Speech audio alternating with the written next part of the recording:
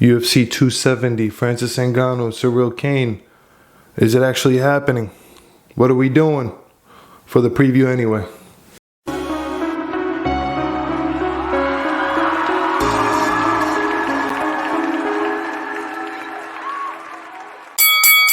Welcome back to Peak Mastery. This is the Fight Game Epicenter. I am your host, Elvis. And today we're going to go over Francis Ngannou versus Ciryl Gane for the Undisputed Heavyweight title. Also for the trilogy of the Flyweight Undisputed title is going to be Brandon Moreno and Deiveson Figueiredo for that third time, for that epic battle that they're going to have. And the rest of the main event card, some vets, some up-and-comers, and show a little love to the prelims. Let's begin. I always like to show a little love to the prelims. So for the first one, it's going to be Ilia Topuria from Germany, the El Matador, and Ciryl Gane from Canada.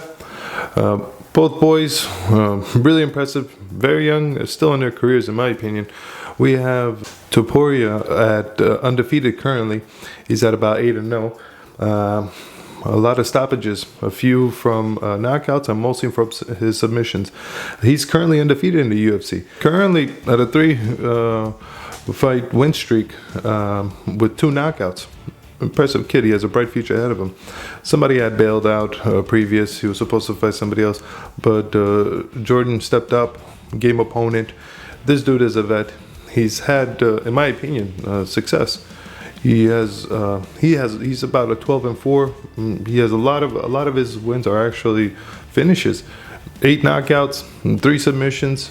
He's had his back and forths in his company. He is truly a fun guy to watch. So it's going to be good to see how this is going to play out. Of course, you know, there's a lot of hype, there's a lot of build-up from Topuria. So, you know, this dude could wrap up Mr. Jordan and submit him. He is a black belt in Jiu-Jitsu though. So some ground game would be fun. Inevitably, I say a knockout does occur. Now we're off to the middleweights for the main event. It's going to be Rodolfo Vieira versus Wellington Turman. Both boys actually from Brazil, and both impressive ground game. But Rodolfo's the more prestigious Brazilian Jiu-Jitsu champ. He's actually won over many world titles. Gold, placed top, first in his divisions. So clearly, Rodolfo has an advantage. Turman, he's a vet, young guy, still 25. Both boys strong, 6 foot. These guys have great experience. Unfortunately, when it comes to that ground game, Rodolfo, I feel they're placing Turman to take the L here to build up Rodolfo because he only has this one loss on Anthony Hernandez. Every other one of them has been 7 submissions to the 1 loss. So inevitably seeing that happen. Rodolfo fold him out, submitted him. Gonna take that win. The next fight in the featherweight division, it's gonna be Cody Stamann and Said Nurmagomedov. Cody, both fellas actually, very impressive records. They've been in a company, they've had quite a few fights. I feel like they're trying to give it to Said though, the true test. He only has 1 loss back in June. That whole Russian team, they're just intense. They're really strong. They're powerful. These boys, they come out there and let it fly. They go for the kill. Cody, a vet now at this point. Both guys still very young, so they have bright futures ahead of them if they still want to pursue this. The boys have great arsenals, great tools. Both have solid stand-up, good ground game. You already know the Russians. Them and that wrestling of theirs, it's top-notch. So I actually do see Said coming off with the win. He still has a lot of momentum, even though he has that 1L. And unfortunately, Cody he's kind of on the losing streak at the moment. He's 2 in a row in his last 3. I gotta say, Nurmagomedov, Said, for the win. I think decision in this case is going to be a brawl. It's going to be a lot of fun. Cody's going to do everything he can to eke out the win. But Said comes out on top. Actually, a welterweight fight. Back to the Brazilians. Andre Fialho versus Michael Pereira. both boys, really impressive. I feel they're trying to feel out Michael over here. This is going to be his first attempt at the UFC. He's kind of coming in there in quite a long win streak. He's currently at about a 14-3 record. And you already know Mike has been in this for a while. He's currently 4-2 in the UFC on a 3-fight win streak. Fireworks. Both of these guys have mostly stoppages for their wins. I see that Fiallo is prone to knocking his opponents out. So he has a lot more knockouts than submissions. In the other case, though, we have Pereira with more submissions than knockouts. So this is going to be fun. An incredible roll-up.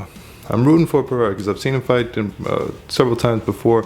I'm a fan. I like his style. I love his heart. I do see him winning this. Will it be a knockout? I think so. I think maybe Fiallo might get that. You know, it's his first time, so I think those nerves will get to him. So Mike for the win. Okay, for the co-main event, it's going to be Brandon Moreno and Deiveson Figueiredo. This is going to be incredible. That first fight, it came to a draw, back and forth. I felt Figueiredo clearly won that first one if it wasn't for some of the illegal shots that were deducted. Brandon came back in that last fight, and he came to win. Figueiredo didn't look good. I felt like he just showed up. Something must have been wrong. He didn't perform like he always does. And this fight, I see it going all 5 rounds. I feel Figueiredo is coming in with a better mindset. And Moreno, you know, he still wants to prove that that title belongs. The thing is, I feel Figueiredo is shorter. He's also getting up there in age. So you've already become the champ. You know, I don't know if you want to stay the line for that much longer. Maybe you could go a weight down. He is impressive. I do feel Moreno's at his peak right now. If not, it's going to be here soon enough. He really is at that perfect age where he's very strong. He has that experience, and I see him being the future. So I do see it going to the decision. I don't think Moreno could wrap him up into any sort of submissions, and Figueiredo won't fall for any of his traps. He will see anything coming. It's nothing new to him. So it will be a war. It will be a lot of fun. But I do see the decision going to Moreno. It's his time. Now on to the main event, the headliner, the heavyweights. It's for the undisputed heavyweight title. And it's going to be Francis Ngannou, the champ, and interim champion, Ciryl Gane. Both guys really impressive. There goes without saying, we've seen him fight here for a long time. Currently, Francis has a couple L's. He's had a bit of a time here at the UFC where he's reached superstardom also fast. Devastating knockout power. I've never seen it before. He had his kind of downturn, losing to Derek Lewis and getting humbled by Stipe. And that previous fight where Francis beat Stipe in an incredible knockout. They should have that trilogy before this one, but hey, it is what it is. This is where we are now. Who knows what's going on? The matter of fact is, Ciryl Gane is undefeated, 10-0. Both boys, big boys, 6'4", 250 pounds muscle. The difference is, though, I feel Ciryl Gane is a lot more agile, slick. He knows how to pick his shots. He's had a very impressive kickboxing career as well. He's undefeated there, going 13-0, and with many knockouts that he, you know, has now. Who has the power? I feel Francis does. Who is more slick? Definitely Ciryl is a lot more agile. He knows how to play that game. This is the case, though. This is the problem. Every time Francis gets a little bit of momentum, he gets a massive head. And that fight going into Stipe, man, this dude thought he was untouchable. He went in there. Dana was building him up, all these stats and KO power. Stipe didn't flinch, didn't care for any of that information. And this dude now, coming off of a couple of wins thereafter that Derek Lewis fight, he hasn't fought in over a year, back in May. And before that, a year before, in March of 2020. So this guy has been inactive. He's calling out and talking about wants to do boxing, holding up Dana White and this contract of his hostage, wanting more money, talking about, I feel he's entitled to it. He should get it. Absolutely. But at the same time, it's just like, this has been the case before, and I see it happen again in the future, where the moment he's not feeling so thrilled, he's not going to be very motivated, and I'll see him turning down fights. I don't think he's scared of anybody. I think he's very impressive. He hasn't responded to Tyson Fury, though, I'll say that. Tyson has called him out a few occasions lately. That's been fun. I'd love that idea. But we already know how that would go. But Ciryl Gane, this guy is a gentleman. Really, again, great looking. Finisher in his own right. It's not that he's a heavyweight. Everybody could just slug away right now, but this guy does it always so smooth, and the way he just dominated Derek Lewis. The only time I seen that happen was with Daniel Cormier when he defended his title against him. But other than that, I do see Ciryl taking this W.